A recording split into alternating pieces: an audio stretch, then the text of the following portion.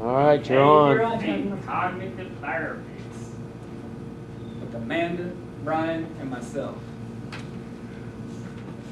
All right, you can stop. Go for it. All right, what is behavioral therapy? It's also considered behavioral management. You know, changing the way we think. It utilizes fundamentals of learning to bring out change in behavior of your actions. So you got to learn. Yeah. There's observational learning, and conditioning is used widely by behavioral therapists to help people overcome smoking, which, hey, you know, don't bother people that smoke because everybody quits smoking sooner or later.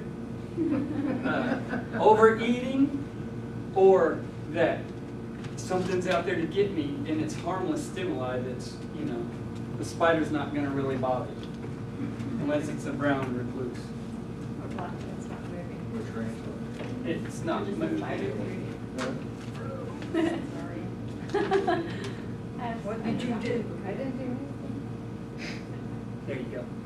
And behavioral therapists provide information so that people can understand why those anxieties, why they happen, you know. And they don't go into the detail like psychoanalysts go, well, I think it was because of your childhood that you have this issue. You know, yeah, I had a lot of childhood issues, but they're more of building warm relationships with you. You know, that face-to-face personality, not sitting behind you going, and scribbling on paper, and you're back there trying to think of what they're doing.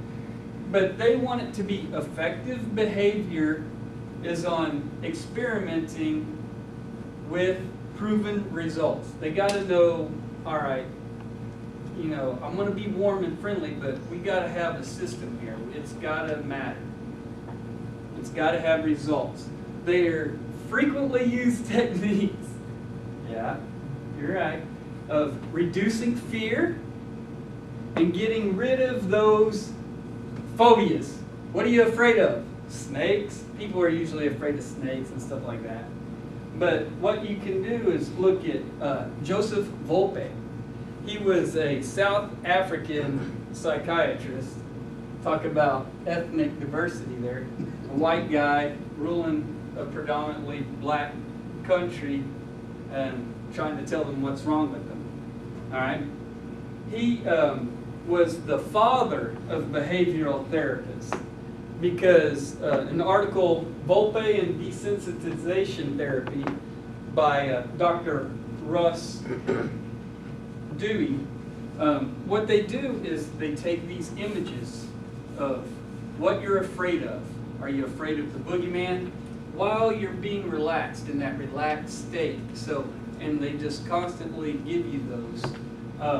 Now, who likes clowns? You like clowns? Well, it's actually pretty common for people not to like clowns. It's called coulrophobia. And what they do to get them over it, they put you in a relaxed state. Just chill in there, you know, and show you these images of clowns. And then eventually, you know, they'll maybe give you a little clown doll to hold. And then you might even end up going to the circus, who knows? And then there's another desensitization therapy. It's virtual therapy. It's pretty cool because you can take a video game and you can program it into, if I'm afraid of circuses, you know, it can put me in that environment. If I'm afraid of spiders, it can put me in that environment. And if I'm afraid of being videotaped while I give my presentation, it can put me in that environment. And then I can get used to that harmless stimuli, because it's really not going to hurt me if Professor Vu sits there and takes my stuff and posts it on the internet for the world to see, because I know someone's going to copy and paste it, even though it's in our private little group, right? Especially that one. All right. So then there's modeling. What you do is you take and you observe people in their behavior, and you emulate it. You see that it's there, and then what they found. Oh, go back, please. what they found was Albert Bandura in 1969, him and his colleagues, they were like, this is the same thing as desensitization.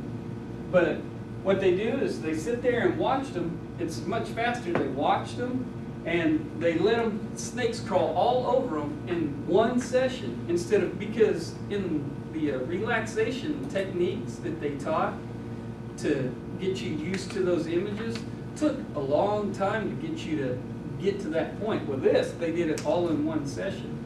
So it's a lot faster and a lot more effective. Heck no. Yeah. But not all fear is bad, right? Because Psalm 19:9 says, for the fear of the Lord is pure and endures forever. Now, quick lesson though. Fear in this scripture, does it mean fright? Like you're scared? Reverence. So, but hey, I had to play on words, right? Fear. All right. Aversive therapy is another method. And what they do, how do you keep someone from becoming a super lush? You know, just a sock. What you do is they take, oh, you got an arrow over to the lady.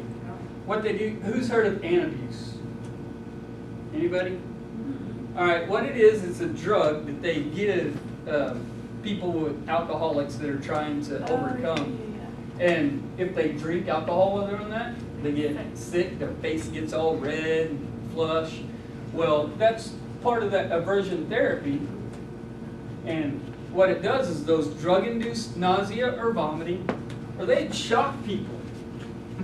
All right, now, be honest. Show of hands. Nobody's gonna judge you. Who's gotten sick after drinking a lot? And they're like, I'm not gonna do that again. So this type of aversion therapy probably wouldn't do any good. You know, you get sick, you're like, all right. Now, shock therapy, on the other hand, I might have to experiment with my 13-year-old. See how that works. I'll get back with you. All right. Now, Amanda's going to talk about operant conditioning and cognitive therapy. I'll take over. I think you might be better anyway. Nah. Yeah. Okay, so one fundamental concept in behavioral therapy is operant conditioning. Okay, operant conditioning is a process by which patients learn to behave and receive rewards for outcomes. Sometimes even negative outcomes are part of this, punishments, in other words. In other words, the behavior of the people is guided by consequences, either negative or positive. So operant conditioning uses reinforcements. Reinforcements can strengthen or increase your behavior. Both positive and negative reinforcements are used. Sorry, guys.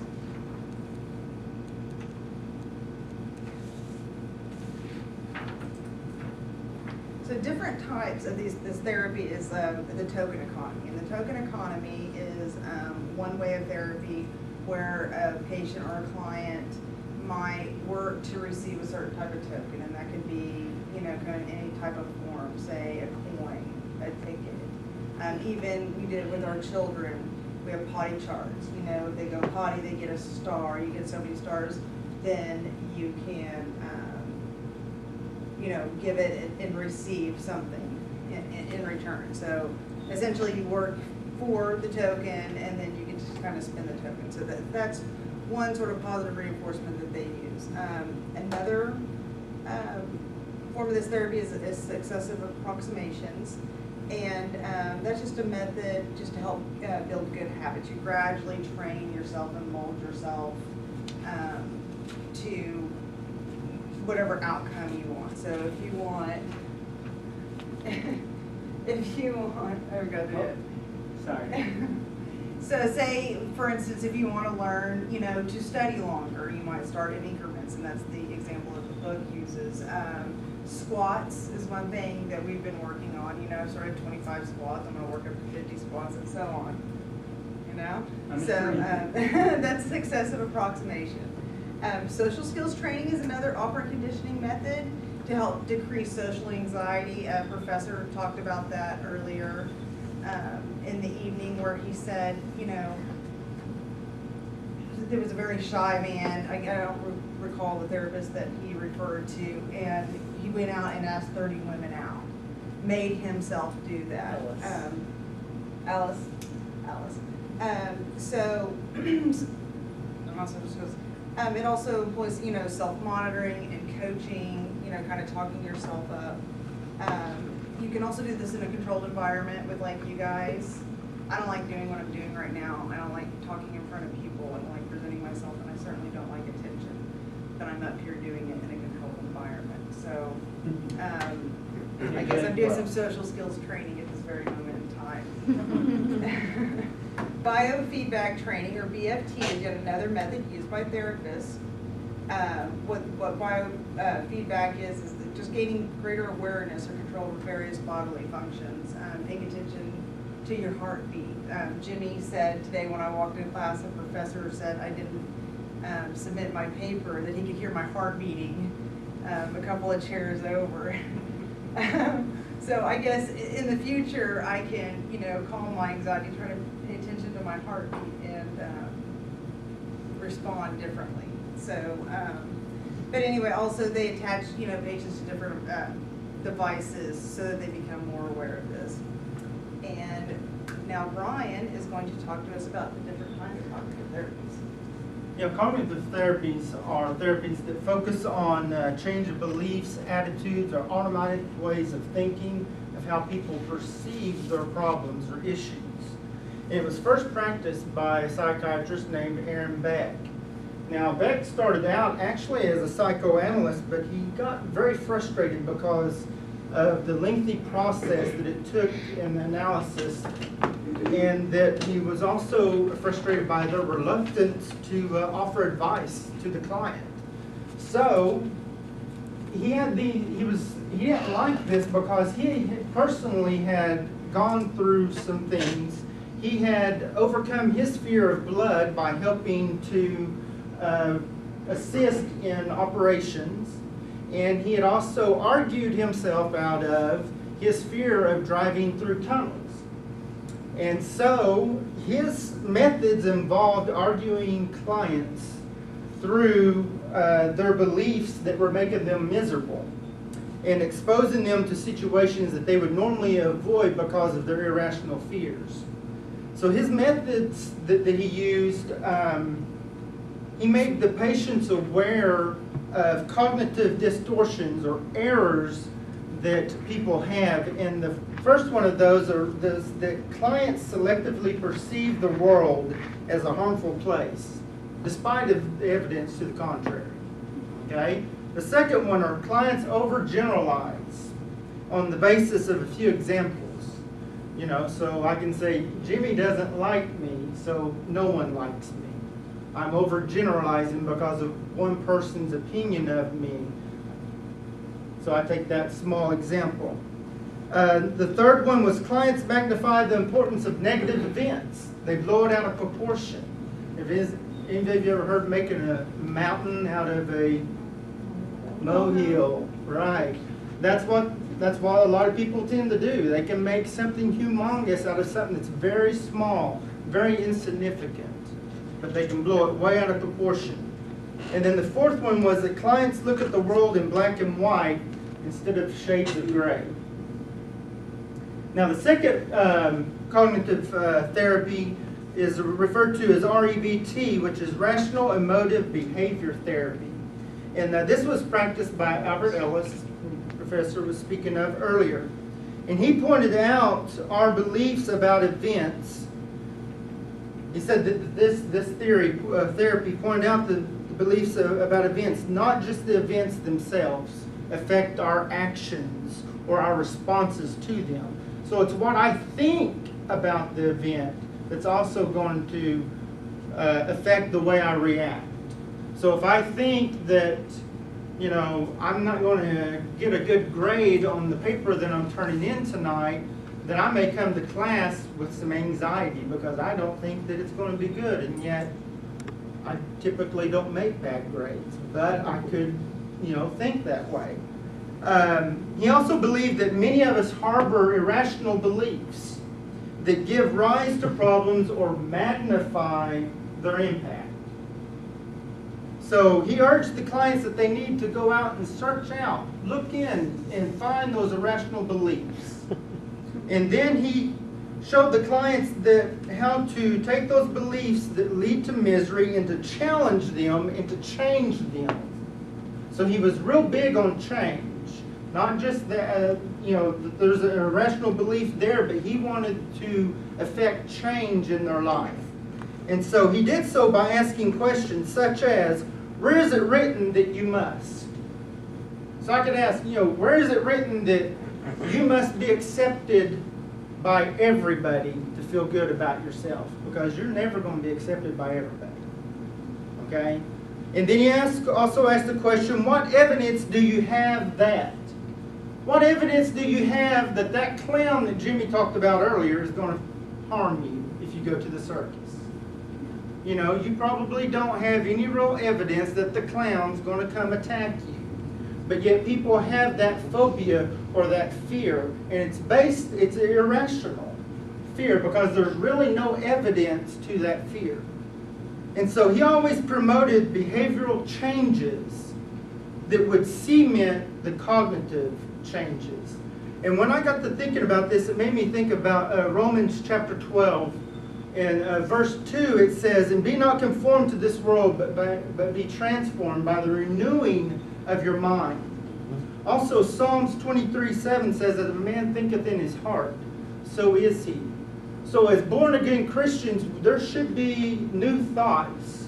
We should have a renewed mind, and these irrational fears and thoughts that these people suffer from, if we let our minds be renewed, then we can overcome those. And what he was getting at was that you got to put some feet to your belief or your faith, as we would say to Christians. You got to put some feet to it, some action to it. It's not just you don't just believe, but what's the action? What's the result of that belief that you have? How are you going to show that you truly believe that? So your behavior needs to match your new thought processes. And so that's the cognitive theory. Are there any questions? Which one of the theories do you like the best? I think I like Ellis the best. I think because he really, from what I read, challenged people. He wanted to see change take place in their life. Not just talk about the belief, but to go through a process of seeing that change established and them actually living that change. He wasn't afraid to confront people. Yes. Mine was kind of the same thing. It's like, which therapy do you think is the most successful? Or do you think that each therapy serves the purpose individuals need therapy? Well, it's just like with anything, if you make people feel comfortable, you're going to have a lot better results. Because they're going to, you go into a situation in counseling, people are going to be guarded anyways, But if you ease their fears and calm them down, then you're going to be a lot more effective. It's just like at work. If I want someone to do something, I go, hey, you, grab that mop and do that now, because I said so. They might do it, but they're not going to do a very good job. But, however, if I go over there and I grab the mop and I take care of it, all of a sudden, guess what? I got 10 people behind me doing the same thing. And then I go over here and do something else, And I can ask anybody from anywhere to do anything that I need done, because I'm not going to ask them, one, to do anything I'm not willing to do. Two, I'm approachable. When we act like that, when we take that mindset, we're going to have better results. And you modeled it. Yes. Bandura. There you go. Bandura. I was afraid of the snake.